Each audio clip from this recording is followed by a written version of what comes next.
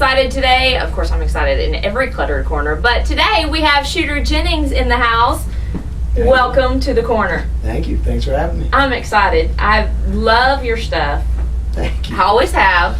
And the new single is great, and Thank it's you. doing really well. The Deed and the Dollar. Thank you very much. Yeah. Tell us about that song. Well, I mean, you know, the new record, Family Man, is a record that I cut in New York with a lot of New York players, as we were talking about before the cameras were rolling.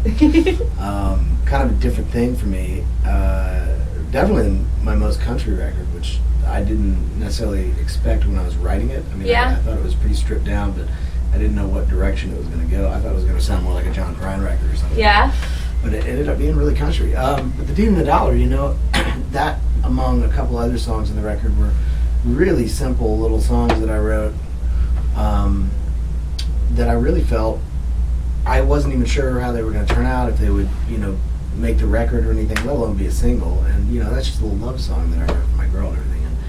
And it kind of turned out to be, once we went in to rehearse it, and I listened to like the rehearsal tapes, and I was like, man, it kind of sounds like an Alan Jackson song or something. Like, kind of took it in a direction that I didn't think it would go. And Yeah. so I'm real happy that was the first single. I mean, you know, I think a lot of people expected me to come out of the gate with something really raucous or something. So I like that we went the other direction. Right, yeah. You know, like a simple love song. You know? Yeah, no, it's a great song, and your background obviously has been growing up with traditional country in your background. But when you went to LA, you said you were 20. Yeah. That's not the route you went, right? No, I mean, if you really want to get technical, I mean, my dad and those guys weren't really traditional when they came out. Well, You know, okay, I mean, you're right. But they were compared pretty to what's wild. being played now out of Right. Nashville. Yeah, exactly. But yeah, I mean, you know, as a kid, I love my dad's music, my mom's music, and all the people around them. You know, I was growing up.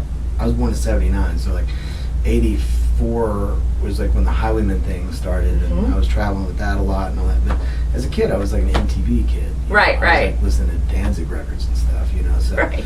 so for me, when I was 20, I wanted to get out of Nashville because I didn't like Garth Brooks country, and I didn't like really the rock that was going on there or anything. You know, and I had these dreams that like LA was this glorious place where great music was being made, and that's how you had a rock band, and you went to LA. Of course, Yeah. I got there and realized it was, as my friend Tom Morello says, it was a bunch of crummy music and fantastic hairstyles. But it was, you know, I was 20. Right, Like, right. me and a couple guys had a band. We drove, relocated, and it all started there.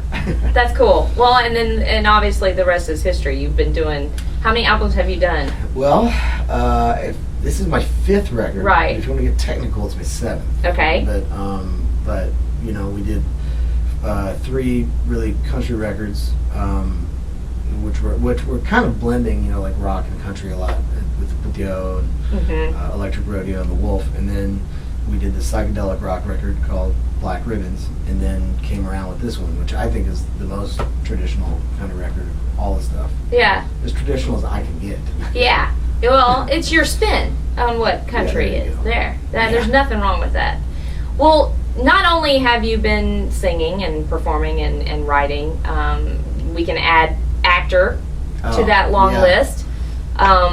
One movie. One movie, yeah, but that was pretty cool. I'm talking about Walk the Line, Yeah, yeah. where you played your dad. Yeah, yeah. I auditioned for that movie. Did you really? Yeah, they didn't know that I even existed, I don't think.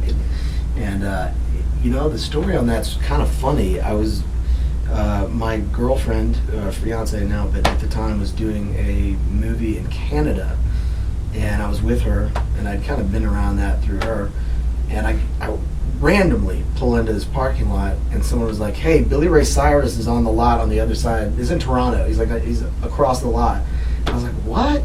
And I'd met Billy Ray a couple times because my dad and him became friends, and so I went over to visit him and hung out with him, and I think I had started work, or maybe I had finished Put the O Back in Country, but it really wouldn't come out for another 2 years. But he told me about it. He'd gone in to audition for a role. He's like, yeah, there's a Waylon role. You should go meet with the director about this. I was like, I don't know. I can't act, you know. I still stand by that. You know, I got the part, and then I got there, and I thought I was going to be able to act, and then I got there and realized how you know, like this. There's cameras, and then everybody's talking, and they're like, okay, and go, and everybody gets quiet, and the camera's on, and you gotta like carry the scene with Joaquin Phoenix, which he's a great actor, and I'm not an actor, so it was definitely like amateur hour. Well, I bet there was a little bit of pressure, but it turned out great. Well, thank you. Yeah. We tried. And succeeded. We'll leave it at that. But isn't there something else coming up that you're involved in? Another Waylon movie? Oh, well, they are making, well, I'm in the middle of dealing with trying to get a Waylon movie made. Yeah. Okay, I thought that's what I'd seen. At the helm of that, because I don't want it to be, a lot of other people have tried to take that over, and I've kind of tried to take it away from, because I don't want to make it, you know, another standard biopic of my dad's thing. I really want to do something artistic and different with it. And so Yeah. we're in the middle of working on it. I think I found a producer and a writer that I like to write it. So, Cool. So we're working on it. Oh, awesome. And of course there have been Waylon tribute albums. Yeah, there's 2 of 3 that have been released, which is cool. A guy named Whit Stewart kind of put that together and got with my mom on it. I wasn't that involved in it. I'm on them, but I wasn't that involved in the process of picking the artists or anything like that.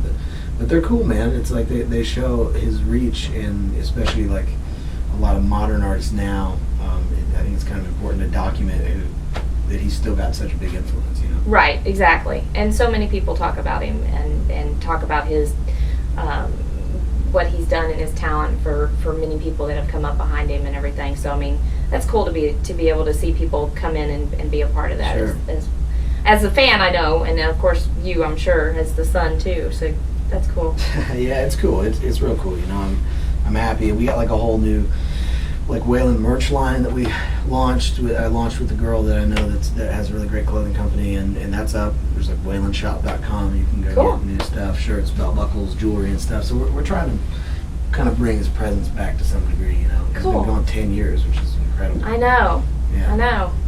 It's like I can't believe it's been that long, but Yeah. wow. Well, what else is you've been out on tour with Cody Canada and The Departed? Yeah, it's been great. Cody's an old friend, and I've known him. I mean, my old rock band was opening for them at the Firehouse here. I remember doing that. I mean, 15 years ago or something. Yeah. I don't know, 12, 13 years ago. I don't know how many years it's been, but we always wanted to go on tour and never really did. We did shows here and there across Canadian, so it was nice. It's been nice to be on the road with him and an old friend and kind of going around. I love his new band and Seth James and all those cats. Great. Totally cool and talented. So what else is on the horizon for you? I got a lot, man. I mean, It sounds like you're busy. I just produced a record on a Lexington band called Fifth on the Floor that's really good. I'm excited about that to come out. And we have a second record. Like when we cut Family Man, we actually cut 2 records. So the other one's going to come out in September. Cool. So we're just kind of pounding the pavement. Going to work with a couple other artists and some records. So I'm excited. It's going to be a good year. Oh, well, that's cool. Well, if people want to find out more about what's happening to you, where do they go? ShooterJennings.com. I'm on Twitter, you know. Yeah. Shooter Jennings on Twitter. So I'm around. Yeah, you can find him for sure. Just look him up. Yeah, you can look me up and you'll find me. I'm pretty accessible, so. That's cool. Well, thanks again for coming to the corner. Of course, thank you for having me. No problem. Oh, she owns the day.